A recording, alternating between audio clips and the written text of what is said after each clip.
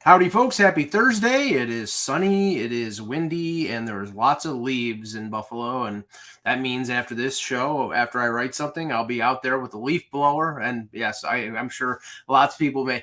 Mike's a leaf reporter, and he's going to have a leaf blower. Oh, yes. Anyway, we'll start with the pre-show. Go ahead, Russ. I mean, I do the leaf blower, and I do some by hand. Like I still have rakes. I can't do that. Yeah. So anyhow, let's chat about the NFL for a minute because trades are going to start happening, and your Buffalo Bills made a trade. No. The Eagles. Sorry, the Eagles got a pass. No. The Bills. The Bills probably will make a trade. The question around here is where they'll address. Yeah. Micah Hyde, their former Pro Bowl safety, he's out for the year, so they might go after another safety, maybe help some offensive line. Everybody wants them to add a running back because their running game is not very good, and that's not even including the whole Odell Beckham stuff because he's a free agent. But you're undefeated and you go out and you get a Pro Bowl pass rusher. I think the Philadelphia fans got to be happy right now. Yeah, they're definitely happy. I still think people are overlooking the Giants. We'll see how that shakes out, but they're not really going anywhere either, and certainly could add. Timothy Park in the chat is saying they got a Kadarius Toney from the Giants, which would make no sense because the Giants don't have. He's a receiver, isn't he? I mean, that wouldn't make a lot of sense. But okay, but continue. Sorry. No, that's fine. So I was saying the Jets added James Robinson, who seemed like a really easy ad when I figured, hey, this is a Doug Peterson trade. Like Doug Peterson's probably fallen out of favor with him. He's fallen out of favor with Peterson, and it's an easy thing to call Joe Douglas and say, call the GM, we'll make you a trade, right? And I think this is what happened because when Robinson spoke to the media, Doug Peterson had deemed that Robinson had sore knees. And the fact that he didn't really have any sore knees that he had all year led Robinson to believe that, hey, Peterson was just not using him anymore. He only gave him like 12 touches, nothing. Sure. So that's good. That's good that because, again, Doug Peterson doesn't love the run. We know that. Yeah, so it is confirmed the Giants traded Toney to the Chiefs for a third, compensatory third and a sixth-round pick. This is, remember, the Giants GM is Joe Shane, who came from Buffalo. Dave Bowles, the head coach. And a few years back, I think it was after the Bills made the playoffs the one year, they traded off like Ronald Darby and Kelvin Benjamin. They traded them away for all these draft picks. And that was sort of like, they got a ton of draft picks and they sort of rebuilt the Bills on some of those picks. They used some of the picks to package up with other draft picks to move up and eventually got Josh Allen. Not all those deals, but they added draft capital. So they're sort of following, even though they're 6-1, they traded a guy who's, I think a pretty effective player. I prefer the Chiefs get this guy than somebody really, really good like a Beckham. Because, look, the Giants are still a contending team. So if they're willing to give him up, he's not massively in their plans, right? Now, I don't know if what Tony Soprano is saying is true, that he's a bad locker room guy. They collect him in Kansas City, and they seem to get away with it. So yeah. If that's the case, I've not heard that, but I haven't heard much about him at all. Just to be fair. Beyond that, it'll be kind of interesting to see who else changes places. Odell Beckham, I don't think he's going to go to Buffalo. Honestly, he's still in L.A. I think he's still holding out hope that the Rams will sign him again. Well, he's rehabbing in L.A., but I don't know. Who knows? He's not the kind of guy that just wants to be there because the team's a winner. He's also the kind of guy that wants to be there because the weather's nice and things are like he. Yeah, but we're only talking for the rest of the year, Russ. I don't think he wants to deal with the Buffalo weather. I think he's going to stay on the West Coast. That's the issue. It's very possible. I heard him connected to Kansas City. I've heard him connected to the Rams. I've heard him connected to the Chargers. and I've heard him connected to the Bills. So it's like, I can see the Chargers. Yeah, and the Chargers have had some receiver injuries. Yeah.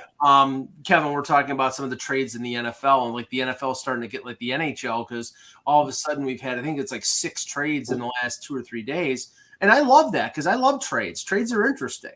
Yeah, it's harder to make trades in the NFL just because the longevity isn't there. I mean, you don't know whether you're getting the guy for a week or a year or 3 years. But, I think it's parity in the NFL. Like, we always trumpet parity in the NHL a lot, but in the NFL this year, I don't remember, where it seems more wide open than it does now. Oh, I know. Since you're here, we have to ask you, give us a State of the Union on the Detroit Lions now. It's sad. And, I'll tell you how sad it is we use the New York Jets as a yardstick by which that's pretty sad. Yeah. But, yeah, I mean, why is it that the Jets manage to, talk radio can be not quite this cesspool that Twitter is, but close. And I was listening to one, and there was just an incredible caller who was very knowledgeable and keeps track of how long it takes to rebuild. And, he just pointed out that the Dan Campbell Lions are really similar in terms of where they're at with the Matt Patricia Lions, at the same point, right. That equal Campbell versus Patricia. And he just says, really 3 years is what it should take to get you competitive again. And they're in the middle of year 2 under Campbell. And he said, it's pretty clear that we should see signs that they'll be competitive in year 3, and we don't see those. So I will tell you this, just because I grew up with sports radio and I still listen, the difference between sports radio and Twitter is teams do pay attention to sports radio because of advertisers and things like that. And you really can put pressure on teams' ownership and front office via sports radio. I've seen that. But the problem is, Russ, and as somebody who listens to a lot of sports talk radio in Toronto and Buffalo, and got my start in this business through being a caller to sports talk radio, they don't take many calls anymore. I mean, they don't take a lot of calls. It's like if they take 3 or 4 calls an hour, they're more interested. They've added like hosts and co-hosts, and they have 2 or 3 people talking back and forth. And in a way, they're really not interested in what the fans have to say. The only time they take a lot of calls, as an example. Yeah, the only time that they take a lot of calls, like in Buffalo radio or in Toronto, not even Toronto radio anymore. They don't do post-game shows for hockey. But the only time is after the Bills games, and usually it's some guy who's had 1 too many Genesee cream ales, and he's talking about, we should trade. If they lose, we should trade Josh Allen, and if not, he's the second coming. But if that station, like Kevin was talking about, gets a few more callers, like the guy that he talked about, somebody's going to hear it, and somebody is going to say something in the Lions front office, like, hey, what's going on here? Because things look good before the season started, the hard knocks, all that. And it seems like all that good feelings gone. Well, I'll just say this, Kev.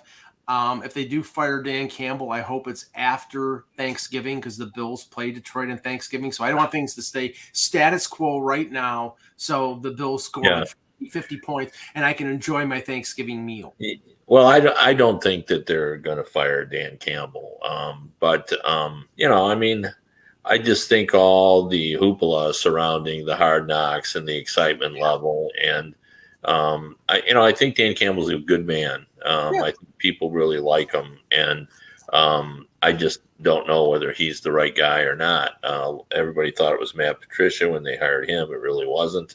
Right. So we're going to have to see. But, it's the same problems. I mean, the defense probably only has 2 or 3 players who are going to be there when this team is competitive. And the offense has been run over by injuries already. So, here we go again. SOL, as we say in Detroit, same old Lions. So one last thing before we start, because we're probably not going to do a show tomorrow. The World Series starts tomorrow, Kev. You've got the upstart Phillies against the heavily favored Astros. And the one thing I look at here is the Astros were heavily favored against the Washington Nationals. Washington won. They were heavily favored against the Atlanta Braves. Not as much as they were against the Nationals, but still favored. Atlanta won.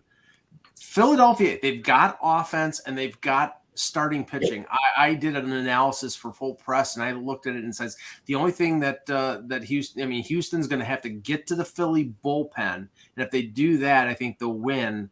But it's not a foregone conclusion. Well, what do you think? Yeah, no, and I think it's kind of funny. I don't know if it's wishful thinking, but I do think Philadelphia's a good team. But I see a lot of people that say Houston's a better team, but I think, and when they say think, I wonder is hope that Philadelphia's going to win. Everybody's hoping because look, the Astros still have like a bad taste in a lot of people. Yeah, there's no doubt about that. So, but their bullpen's elite, and Philly's isn't. That is an issue. Like I said, the defense is pretty close to elite, and Philly's isn't. That's another issue because Philly did make quite a couple really bad errors against the Padres, and it didn't cost them. But to me, the biggest thing is with Zach Wheeler when he was a Met, and I was always getting inside information from the Mets about him and such. I never agreed with why he left because the Mets just thought, he's never going to throw enough innings. And of course, the year after they got rid of him, he threw the most innings he's ever thrown. Right. The issue with Zach Wheeler is though he can't start game one because he's not able to go 3 games in a 7-game series. He's not that kind of guy. He's not going to go 3 games, Russ. No, I know that, but let me finish. Okay. Nola going 3 games is not going to match up as well as people think against Verlander, where Wheeler is the better pitcher than Nola, but he can't go 3 games because he's just a guy that can't go on short rest. That's an issue. I'd be shocked if either one of them went because, the way I looked at it, Verlander would start 1-5. Framber Valdez would start 2-6, Javier 3-7, and they'd go with McCullers in game 4. With the Phillies, I would think they would go either Wheeler Nola the first 2 games, and then 5-6. Suarez in game 3 and 7, and Syndergaard unless he's unavailable. They're not going to throw Syndergaard into game 7. Yeah. No. In game 4. Game 4. I wouldn't completely rule out Verlander, them trying to pitch Verlander in 3 games. I agree. And that's, I think, a big thing here. Yeah, Verlander is such a bulldog. He is. He knows when and that's what I said, Kev. In my written article for Full Press, I said, this is a guy now that's going to go 120 pitches or more. Like that's the way he is when it gets to the postseason. Yeah, and there's something about the confidence level. I've spoken about this before, but the meme that comes out every playoffs where it just, Verlander just kind of in the set position, kind of looking straight ahead and saying, I got this. Right. There is a confidence that he brings that I think, managers just want to see out there, even if he's not at his absolute, very best because he's, trying to pitch his third. So I wouldn't rule it out. I don't think they're going to plan for this, but I think they're going to work it so that it's an option for them. That's his mentality is I'll get my rest in January when I'm lying on the beach with my beautiful wife and whatever. And it's like, but I'll throw 120. I'll do whatever it takes to win. Yeah. I respect him for that, but they're the last team I want to see win. I think it could go 7, but we better start. The natives are restless. Yeah, sorry about that, guys. Okay, hello, Hockey World. Today is Thursday, October 27th, 2022. I'm Russ Cohen from Sportsology. Kevin Allen. And I'm Michael Lagello, and this is the HockeyBuzzcast here on HockeyBuzz.com. Okay, let's start with this because there were only 3 games last night, but a couple interesting stories. And one is Ilya Sorokin, ex-favorite, ex-Hart Trophy, Vezina Trophy. If he could win the Art Ross, he'd probably pick Sorokin to win the Art Ross. But I do think Sorokin is one of the best goaltenders in the league. And last night, I think it was 41 saves, Russ? He shut out the Rangers. Now, the Rangers played Halak last night, so that makes me question like how much they were interested in winning that game. But look, they tried. If you're asking me, do they think they would have won back-to-back against Colorado and the Islanders? That's a tough go. Right. So they definitely tried. I'm not going to say they didn't try. And the Islanders' defense was great. I think the problem with the Ranger game, and it really wasn't Halak, maybe the third goal, but it really wasn't the problem. The problem was lately Gerard Gallant has gotten on all the Rangers to forecheck. Well, that's great. And while they were doing that, that is something the Islanders are used to. So they slowed the game down for the Islanders. They didn't have as many prime breakaway chances as I would expect. Panarin did get one to Lafreniere that was terrific, and Sorokin did stone him. Like that's Sorokin. He is terrific. Mhm. But end of the day, I just feel like they played into the Islanders' hands because Gallant is so worried about the forecheck, and I think there's a worry about that. I said that's part of this losing streak. I think has something to do with that. The other thing with the Islanders is you got to be fair here. They had never given Kiefer Bellows a chance. Well, I was going to bring that up, Kev. Yeah, let's just start with the Rangers a little bit, then we'll talk about Bellows. But I just want to get my 2 cents in here on this because, I was really torn by this because when I watched this in my analysis, yeah, it's early in the season. You don't want to overtax Shesterkin. But the other part of me said they had lost 3 in a row. They haven't looked good. If Shesterkin is a young goalie, he can play back-to-back games. I would have put him in that game because you're trying to stop the bleeding a little bit. Yeah. Like, you're the Rangers. I mean, you're expecting to contend here. You got a chance to win the Stanley Cup. You don't want to have a lengthy losing streak. Like losing 4 in a row for a contender, in a parity league. That's a lot of losses. So I might have did that, and it wasn't Halak's fault at all. No. I mean, they didn't get a goal. You can't win a game without a goal. So Right. that was the issue. And I think Sorokin is terrific. I thought the NHL Network, listed him as the 5th best goalie in the league. He might be 3 now. It might be Vasilevsky, Shesterkin, and him, just because he's got that that aura, So anyway, that's my take on it. But go ahead. Price is gone of that list. Vasilevsky and Shesterkin. Price is now basically off the scene. You'd have to say Markstrom is up in that group. Saros, but I know Russ is skeptical of Saros. I think if he has one more year like he had last year, you can't quibble with him, Russ. Then you'd have to say he's good. Sure, but he's not having that year so far. Well, it's 6-7 games into the season. I'm not ready to jump on him like you jump on Matt Murray because he got hurt in his first game. So, but there's no comparison between Saros and Matt Murray. Is that what we're talking about? No. Not play. I'm just saying Russ jumped on Matt Murray and was doing the dance like they did in the Godfather wedding scene when Alex Stalock had 3 good games. I'm not doing a dance. I'm just saying it's the end of October. How many games has he played? Who? Murray? 1. He started the opener. Well, he got hurt. If he's going to play 1 game a month, Mike, the Leafs are in trouble. Okay. Jeez. But Kev, the thing I look at with the Rangers is, I don't know if it's. Last year they did get wins out of Georgiev, and in a tight division, you're going to need your backup to get wins. And I think Halak is. I think he's 40 years old, right, Russ? He's 39. Yeah, so they're going to need him. He can't play just like 15 games and have Shesterkin play 67. He's going to have to play 20, 25 games at least to give Shesterkin a bit of a rest during the season. Yeah, no question. Losing Georgiev is a big loss. I know Ranger fans were thinking that it wasn't that big a deal. It was, and Halak is going to have to win. But yesterday's game wasn't because of that. But Kevin makes a good point. It wouldn't have killed them to go back-to-back. No. Now, the Kiefer Bellows waiver situation, Russ, I'm expecting to see he get claimed by somebody. I can't imagine. Unless there's the Lou factor, and, nobody's going to want to tick off Lou. Well, factor too. There's still the tight roster problem, too. The people who simply just don't have a way to do it. That it would be complicated. You've got the guys they want, but they'll have to put somebody else through waivers. So, that limits probably half the field.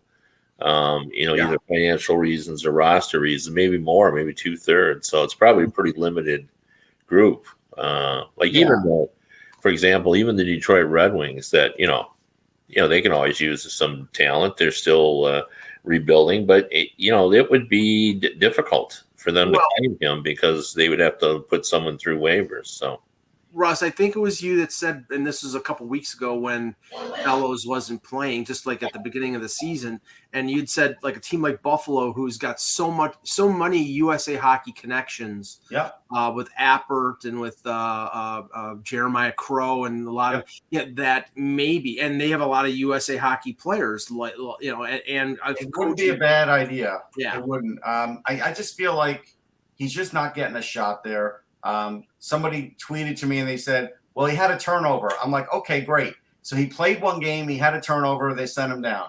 I said, what about Josh Bailey? He had 2 turnovers. Well, they sat him once. Okay. So I said, are they going to sit everybody on the roster one game each this year or 2 periods each this year? Because everybody's going to have turnovers. At some point, you got to let a guy play too. And they just had never, ever, ever given him a chance. It started with Trotz benching him like 13 games last year. So he needs a change of scenery.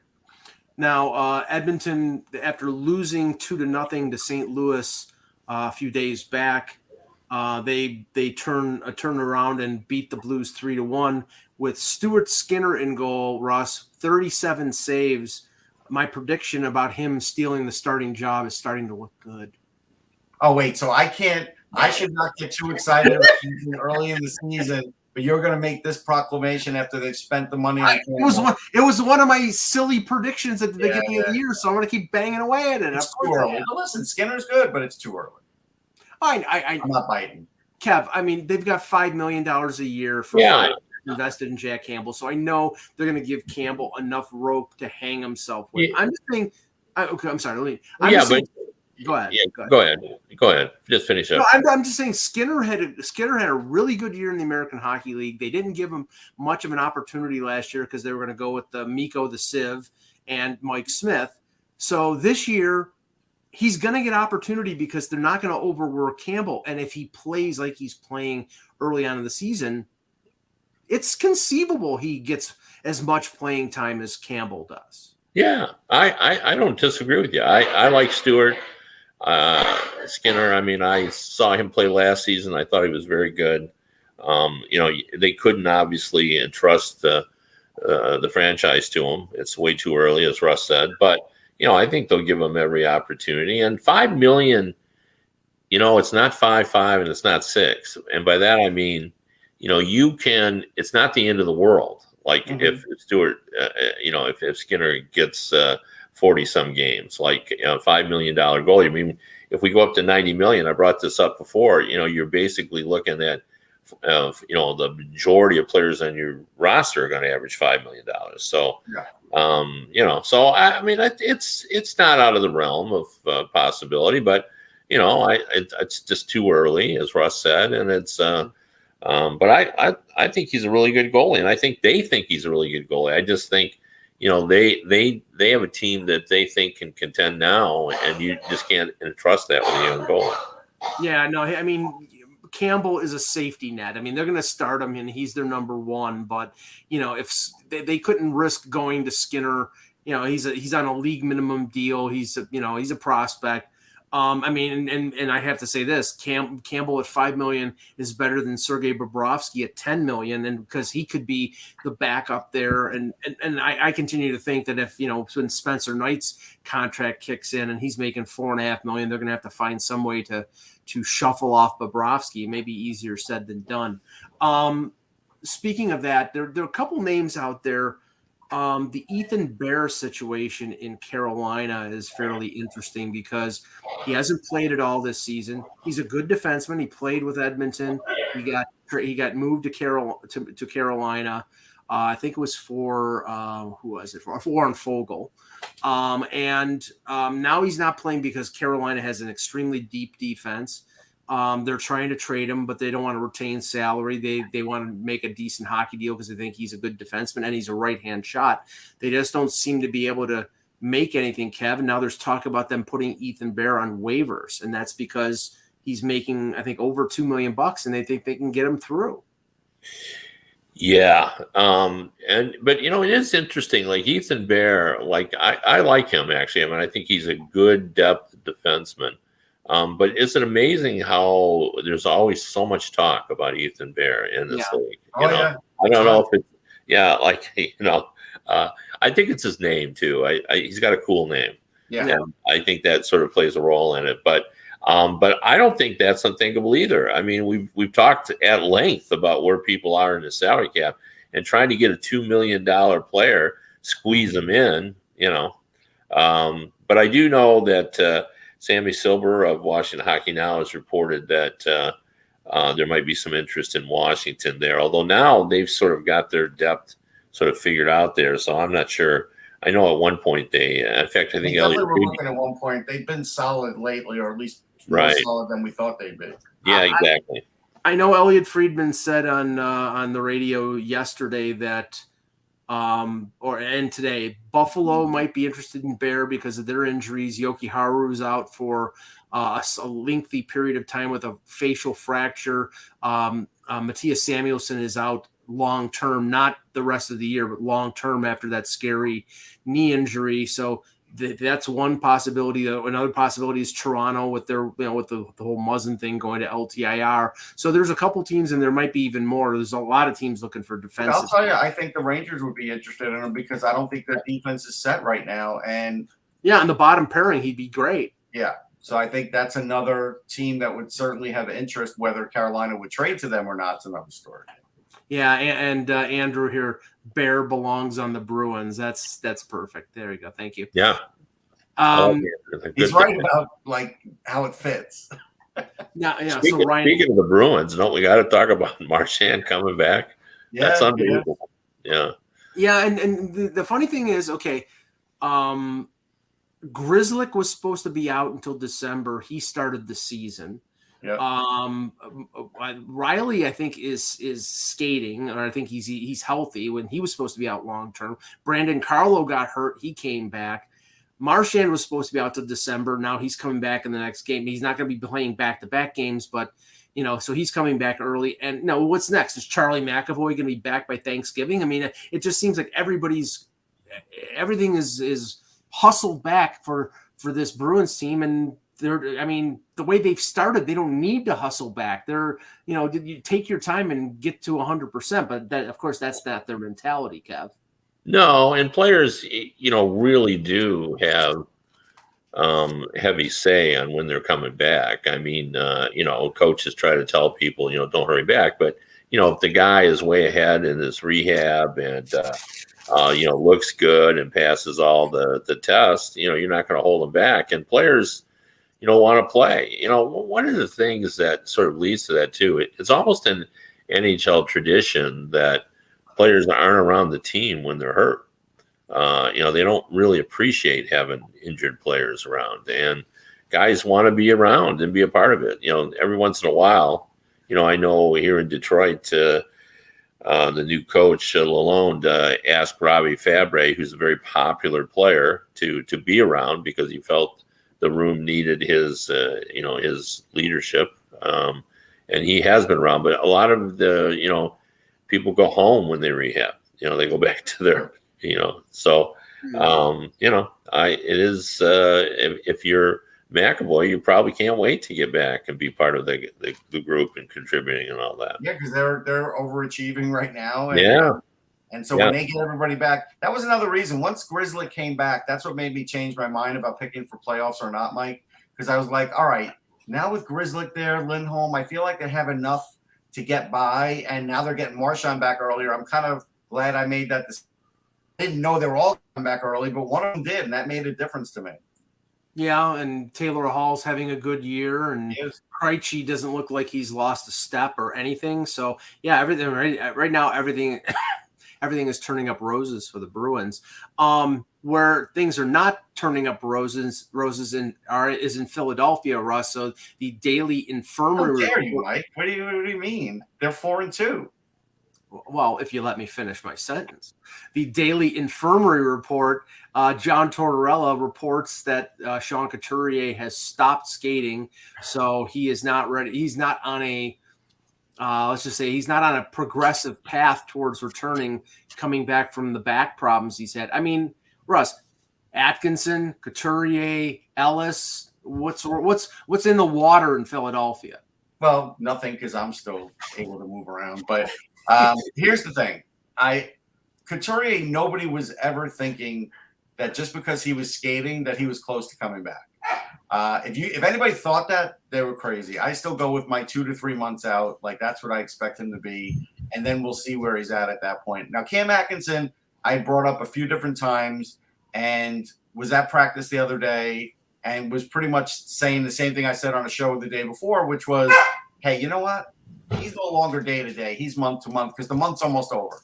And Torts can't say he's day to day anymore and sure enough, as we get towards the end of the month here, he's now like, yeah, it looks like it's going to be longer. And so, again, the Cam Atkinson thing, the problem with the situation is fans are thinking it's too much like Ryan Ellis. And they don't get it, they weren't getting enough updates. And then when Torts gave the update, and now, of course, it goes against him, it's not his fault, they probably feel even worse. So Cam Atkinson's one that I think there was some expectation he might be back soon, but the way I was looking at it was he wasn't practicing. He only was in one preseason game. And if he didn't come back by the Nashville game, then something's way wronger than we thought. And wronger's not a word, but tough. And so, I just feel like now he's one of these guys that maybe he'll be back next month sometime, maybe towards the end of the month. Like, I wouldn't expect him anytime soon. It's, to me, it sounds concussion-ish, but it can be anything. They don't give you, any information on it. So you're in the dark about that. But either way, it really hurts him. Kevin, the best part of that story, though, is the report that, it was Tortorella who said, I'm not even thinking about them now. Like, you could just see that. Yeah. That's so Tortorella. It is. I'm not counting on that. I don't even consider the possibility that they're going to be back. That's his proclamation. Dr. Tortorella has said they're out indefinitely. Yeah, so, once John can't see you, it's over. Like, it doesn't. Yeah, but you don't exist. It just made me chuckle when I read the report because you could just see John, reacting to a question, saying, "I don't even think about them. They're not even on my radar." Yeah, John wasn't even sure that the AHL franchise was in Lehigh Valley. He wasn't even sure of that one day. So, okay. I saw this, and of course, whenever I see anything tied to the Arizona Coyotes, I'm immediately ready to criticize Kevin. I understand that, but I don't know. Did you get a look at the setup for the visitors' locker room for Arizona and the new mullet? By the way, mullet arena for hockey is the perfect. Yeah, I just read that story, as a matter of fact, earlier today about the coaches at ASU decreeing that they weren't giving up the dressing rooms, that they gave up the coaches' rooms, that they could share to use it, but they said, we're not going to inconvenience our players. I actually respect that. Sure. I really liked their position on that, just because those are pros, this is the Arizona State facility, so our players will have our locker room exclusively. But they did, which I thought was, kind of a great compromise. They did say the coaches and everything can use their offices and all that, but not the players. So, they're not going to have, first class dressing accommodations. And this isn't even first class. This is like you go into your local skating rink and you're hoping to find. Yeah, well, it was like, you've been into Joe Louis visiting. It was like that, and in the older arenas, they were all bad. I've seen enough of those. And we don't even know what the condition of this community rink is either. Honestly, here's what I would say. For my guys, there's no skate. We're not skating on this garbage. I'm not even putting you through it. Well, you don't have to skate. We will just go and show up and beat these guys, and that's it. I bet you a lot of teams they're going to be so angry with the accommodations. They are. Well, okay, I'll just say this, and I don't think I'm talking out of school. When I see the visiting team in Toronto at Scotiabank Arena, the locker room, the visitors' locker room is not. It's not even half as big as the Leafs locker room, but that's like that in a lot of buildings. And a lot of times they're doing their warm-ups, like the goaltenders throwing the racket ball against the wall, or they're playing soccer, or they're playing football in the hallway, and and down the ways a little bit, they're on the exercise bikes, and the setup going toward like the media elevator is a bunch of these like fake walls with like basically drapery. Okay. Yeah. The entire locker room for the Coyotes. It's in the middle of an open floor, and it's just a bunch of drapes surrounding them. I mean, I'm surprised the PA hasn't had a problem. They're going to get a lot of complaints. They are. Well, yeah, but I mean, it's not like they didn't know this, like when they went in there. So I mean, what do you think about Kev, them using a community rink to do the skates, and they're going to just lock the community rink when the NHL team is there? Like, this is not very well thought out. They should have. Well, I mean, that's how. I mean, you've been to Vegas. I mean, Vegas has that rink as well. I mean, it's a nicer rink, but it's a nicer rink, though. Yeah. But it is a nicer rink. But that's the way they did it in their first couple of years. We all went out there and did practices, and the dressing rooms there weren't very big, obviously. So, but I don't know. I mean. It's a bad situation, but everybody just talking like this is a surprise. It's really not. I mean, this is just everybody knew what it's going to be. I did see yesterday Mark Lazarus, the athletic reporter from Chicago, just wrote that he went there and apparently said, "Now this is really cool," and that's what I think is going to happen. I think the novelty of a 1-year deal, if that's assuming that's what it will be, but maybe it'll be longer. I think people are going to think, hey, I'd like to see a game there because, I've seen the photos and everything. And, I've seen players already quoted saying, it's just going to be, like playing junior hockey only with NHL players. You know what I mean? Because the fans are going to be on top of you. Is to cover it, right? Like, not from a media perspective, like for writers, but from a TV perspective, I think that's going to be challenging. Yeah, you won't have the camera angles because there's not going to be the platforms to get all the. So it is going to be interesting. I wonder. I mean, I'm sure they have this already figured out, but you got to make sure for replay. That's probably the most important aspect of it. So, I can't remember if it was Craig Morgan who covers the Coyotes or another reporter, but there was some indication and maybe some hope in the Arizona area that the whole situation with the Phoenix Suns, where they're being sold, their owner made some it was something.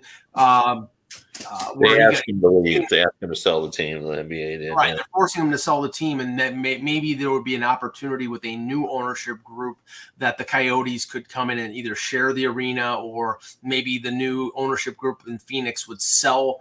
Would build their own arena, and then maybe that they would the Coyotes would go back into the old America West build. I mean, I don't know. All I know is it's grasping at straws. I mean, how many more years are we going to go through this crap? I mean, it's just. I mean, I understand it's a big media market. I get it, but Houston is a big media market too. Now, I don't know the ownership situation there, but well, I mean, it's hard to argue your position, Mike. I mean, it's valid, but at this point, they've committed for so long. I think they're going to see it out, And I did have just recently said, "Hey, Kev," he said, "You've been on a read a long time." He said, "If Houston was a good option, do you think they would have a team by now?" And I said, "Probably." He goes, "I rest my case." He said, He said, "If it was a really good option," he said. But he said there's a lot of issues there. So, and I won't even mention Quebec because here's a quote coming from Tempe. All right, just to show you what they're up against.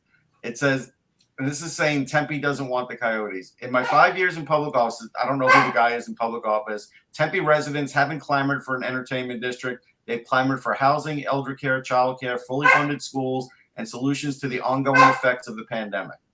That's a tough sell, man. Right. Yeah. So you're talking about a multi-billion-dollar real estate situation where they would probably have to build condos and other things of that nature to fund the building.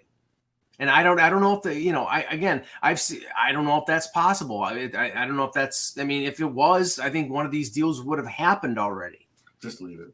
But anyway, so just touching on a couple things here before we end the show. Kev, I watched the Leafs play Vegas. Vegas pretty much dominated them, 3-1 victory for the Golden Knights.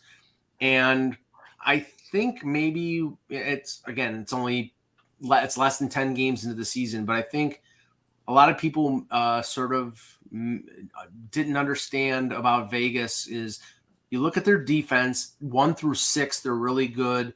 Eichel's healthy. Their forwards are deep. The big question was Logan Thompson and Aiden Hill. They're getting solid goaltending out of them. They're 6-2.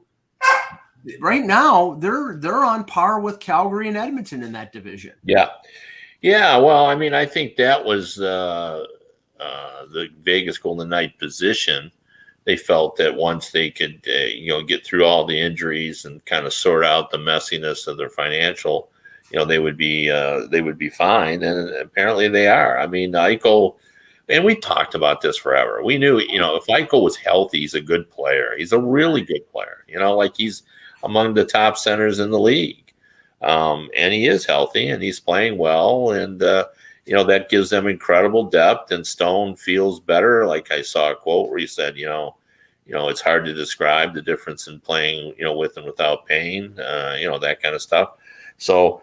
They got a lot going. I think the one thing I do think you hit on the thing, I don't know that we realized how good their defense was.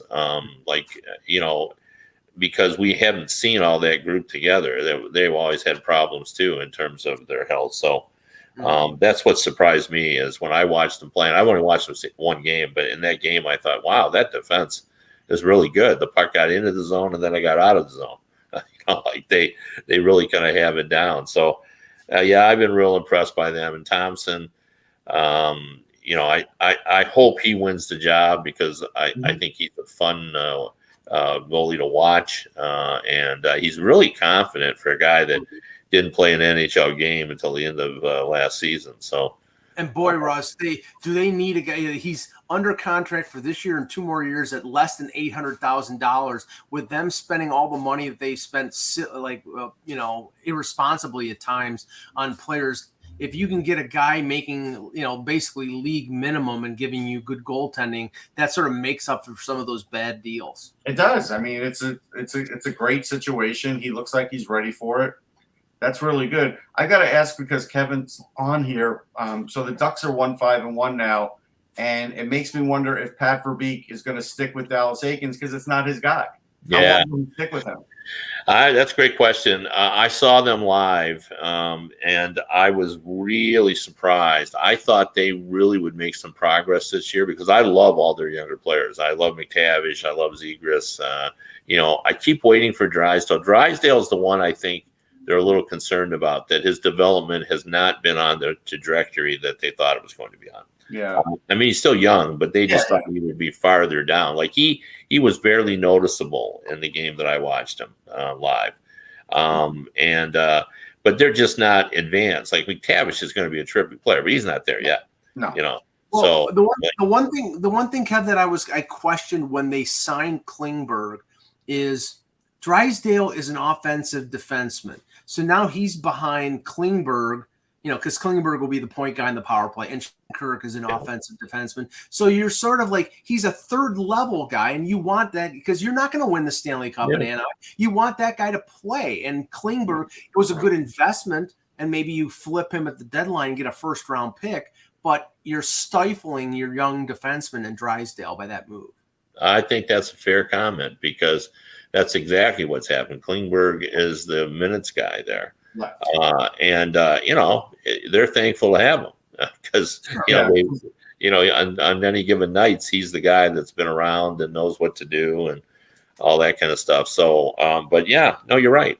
That's part of the issue this season, certainly, is that he's not getting the premium offensive minutes that are going to Klingberg. So, but it's disappointing. But it's hard to read. Pat Verbeek is kind of a quiet guy, but I think he's like Yzerman. I think he'll watch it for a while. There's really no urgency. They're not going to make the playoffs this year, so he'll wait and see. And I always found that even though new general managers, they got that extra kick at the can when they just leave that guy in place. And I sometimes feel they want to leave him there a little bit longer to buy more time. Because the minute you replace that guy, then it's your guy. Yeah, why would you want to hasten it? Because, okay, first of all, it's Connor Bedard, Fantilli, Mishkov. So if you have a bad year, Eakins is on the last year of his contract. So you're not dealing with if you let him go, you're going to have to hire either an interim from the staff or bring in somebody else. Yeah, why not just keep him there for the rest of the year? I mean, if he's doing no harm, I don't think he's doing harm. It's just they're not having success. Well, I could make an argument just to say that, like with Vancouver, I said just leave it alone because it's unfair to fire Boudreau, and if they're at the bottom and they stay at the bottom, then so be it. But this team's had a lot of high picks, and you do want Drysdale to develop, and he had 32 points last year, and if Klingberg is blocking him, then you got to find a way around this, because if some of those guys don't develop for them, even if they get one of those three guys, it's still going to take a while for this team to be better than they are right now, and they should be better anyhow because they have Gibson. I know their defense isn't great, but they should be better, and I think that's the thing you worry about. Yeah, no, you're right. You're right, Russ. They should be better, but they're not. I can tell you that. No. We'll take a couple questions from the chat, and we'll start with this one from Tony Soprano. Does Barry Trotz take a job mid-season? Kev, I saw quotes from Barry Trotz. I think he was interviewed by Andy Strickland saying that he'd like to come back to the NHL as a GM instead of a coach. I'm sorry. I think his main attractive quality is to teams to be the coach that won a Stanley Cup and, promoted a defensive system with the Islanders and with the Predators. He'd be an unproven GM. Maybe does it make sense that he's a coach that has a say-so in player personnel decisions? Or, I don't know. I can't see him getting hired as a GM in the NHL. Yeah, well, I guess it would take a special circumstance. Sure. David Poyle announces that he's retiring. The ownership, the fan base is familiar with him. I'm just grasping at straws here, but sure. I agree with you. But it's been sort of odd anyway. Like I thought the quotes about he'd like to be with an original six team. I thought they were kind of odd. It almost sounds like he's a guy that doesn't really feel like coaching right now. I don't know. Yeah, he's going to wait, but I don't know. 4 million reasons not to coach right now, Russ. Well, yeah, but the money is never really the issue. It's not. These guys have a lot of money. He's got a lot of money. So I don't know what's going on there, but the other thing that we're in, the cycle that we're in, we've changed so many coaches over the last year and a half that sure. The number of coaches that can be fired or that likely to be fired is really small. Right. So he may not get a job right away.